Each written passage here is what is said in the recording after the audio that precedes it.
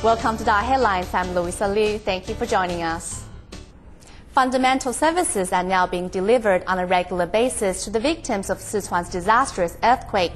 Now, 2 weeks past the event, victims are beginning to reassess their situation and consider their next step into the future. As demands begin to level out, City is also working to bring their assistance to other relief teams in the area. At noontime, everyone sets aside their tasks to link hands and heart in prayer, that the world might see no more disasters.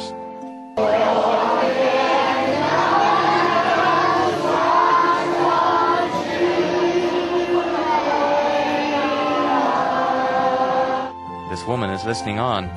She has come from medical treatment and soon is weeping over the mercilessness of the disaster. Loving support emerges, and she is clearly moved. So many students have died, and so many people. Thankfully, we have you good people coming to help us. I hope we may find the bravery to face these difficulties. Demand for the fresh meals provided by Luoshui Township's Liuhe community has continued to increase. Now serving some 3,000 daily portions, local residents have begun to look towards reordering their community. In addition, volunteers have taken the initiative to provide meals to locally formed, independent relief teams, enabling them to increase the intensity of their community work. This has saved us a lot of time logistically, allowing us to see more patients. We don't have to worry about lunch and dinner. Helping one another to help all is the most important concept and the greatest power.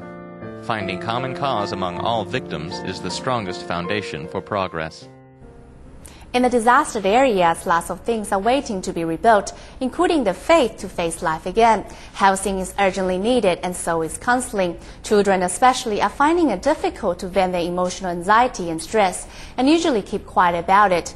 Knowing the negative effect of such reticent behavior, volunteers are using art as a way to help children cope with their inner turmoil.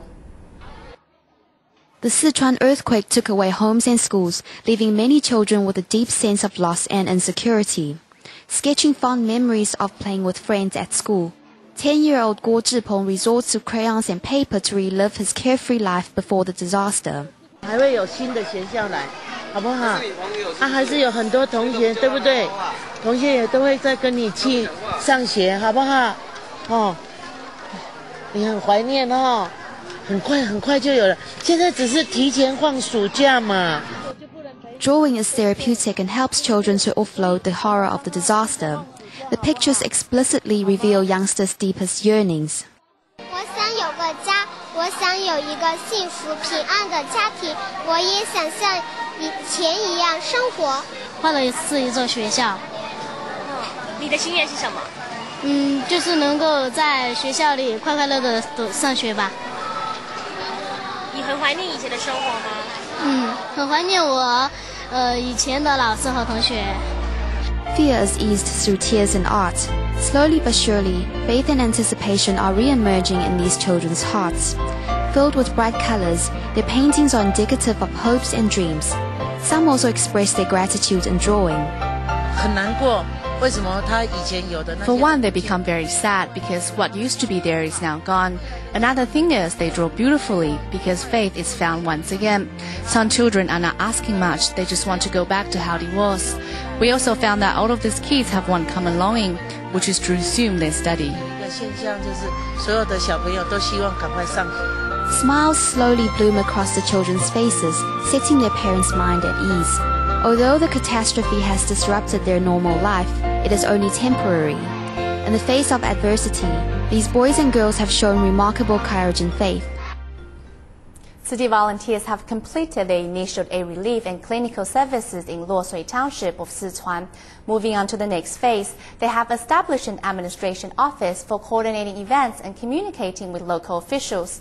Working closely with the government, volunteers hope to rebuild everyone's lives as soon as possible, starting by setting up simple classrooms in 3 local schools so the students can resume their studies.